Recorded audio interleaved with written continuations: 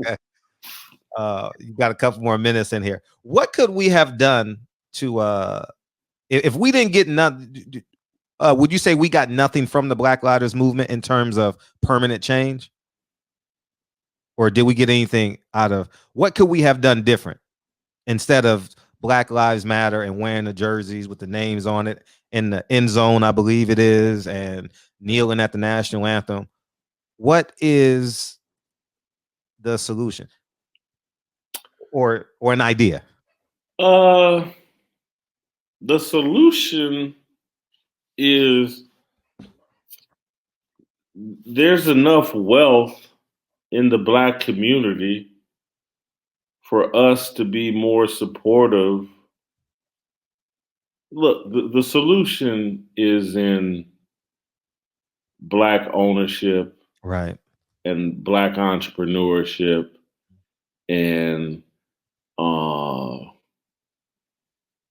Black.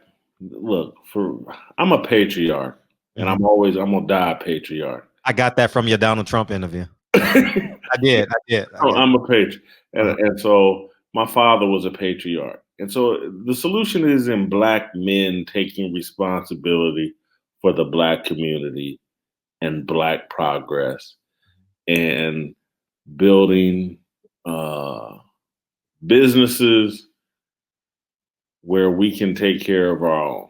Right. Period. End of story.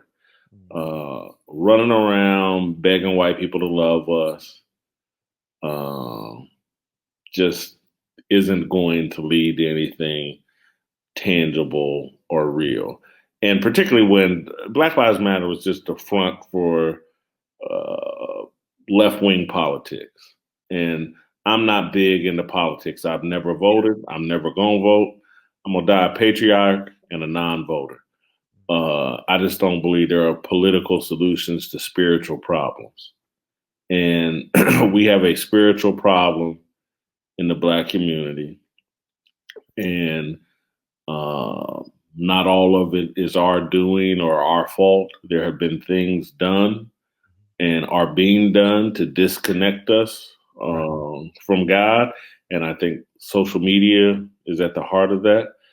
And I believe China and communism and the spread of Marxism are at the heart of that. And so, the solution is in Black men.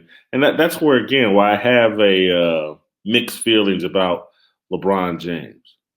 Because LeBron James does many of the right things. He certainly is an entrepreneur, certainly, has empowered his friends and put them on their feet. And hats off to him for doing that. But the whole BLM movement or whatever, and the worship of, and keep in mind, I said at the beginning of this, my cousin Anton Butler killed by the police. He was on parole.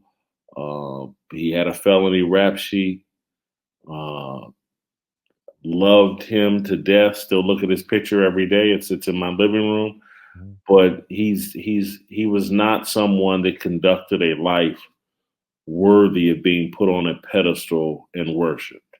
Gotcha. And I don't think George Floyd lived a life worthy of the pedestal we've put him on. I think it's wrong. Mhm. Uh, and I have a great deal of sympathy for what happened to George Floyd. Mhm. But we've reached this point from George Floyd to Jacob Blake. I saw GQ just did a story on Black fathers who uh, who have experienced police brutality deaths of their sons. And a couple of these guys weren't even the fathers of the guys. They were a cousin or an uncle, or they had very loose relationships with these kids when they were growing up. And I was like, hold on, man. I mean, I know a bunch of Black fathers that's in their kids' lives every day, and their kids are out doing great things. Mhm. They'll never be written about by GQ magazine. Mhm. But the fathers of a bunch of alleged criminals who resisted arrest, what they have to say is so important that a national magazine is devoting 4,000 words to profiling them and capturing what they're saying. I I'm just like, wow, who's feeding us this poison? Who has manipulated Black culture to the point that we're worshiping people whose contribution to society was getting killed by police?